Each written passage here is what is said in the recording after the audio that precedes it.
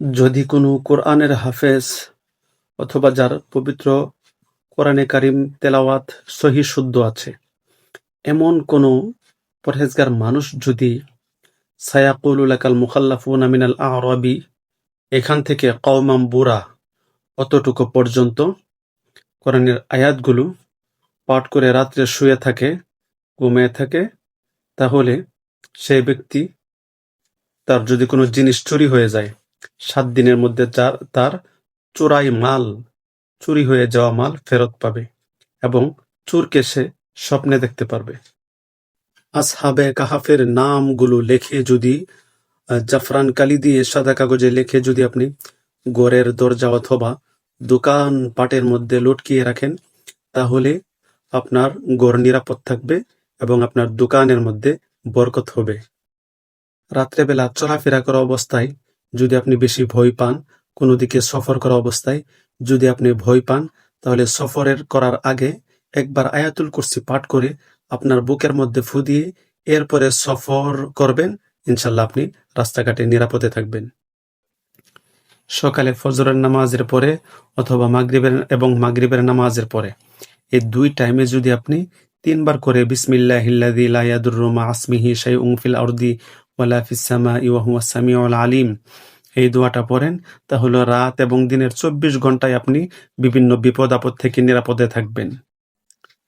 যে ব্যক্তি ১৯ বার বিসমিল্লাহ পাঠ করবে, দৈনিক ১৯ বার বিসমিল্লাহ পাঠ করবে, সেই ব্যক্তির ২৪ ঘন্টায় ইবাদতের মধ্যে গণ্য হবে।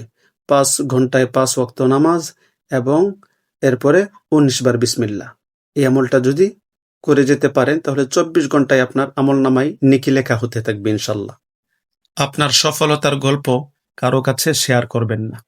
কারণটা হচ্ছে, যদি আপনি যতই সফলতা অর্জন করতে থাকবেন, সফল হতে থাকবেন, এইগুলি যদি আপনার আশেপাশের মানুষগুলোর কাছে শেয়ার করেন, বলেন বা আপনার প্রিয় মানুষদেরকে বলেন, তাহলে অবশ্যই তারা হিংসা করবে।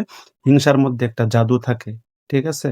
এজন্য হিংসার জাদু যদি লেগে যায়, তাহলে আপনি ব্যর্থ হবেন, সফল হতে পারবেন না। আপনার সফলতার গল্প কখনো কারো সাথে শেয়ার করবেন না।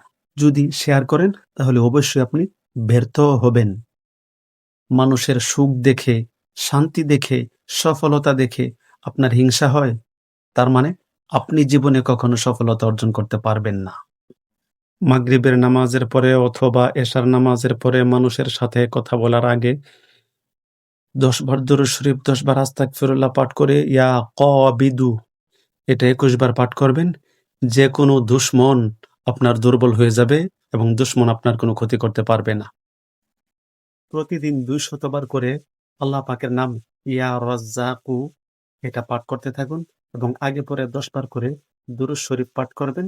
দেখবেন অতি দ্রুত আপনার রিজিকের অভাব অনটন দূর হয়ে আপনি ধনী হয়ে যাবেন ইনশাআল্লাহ।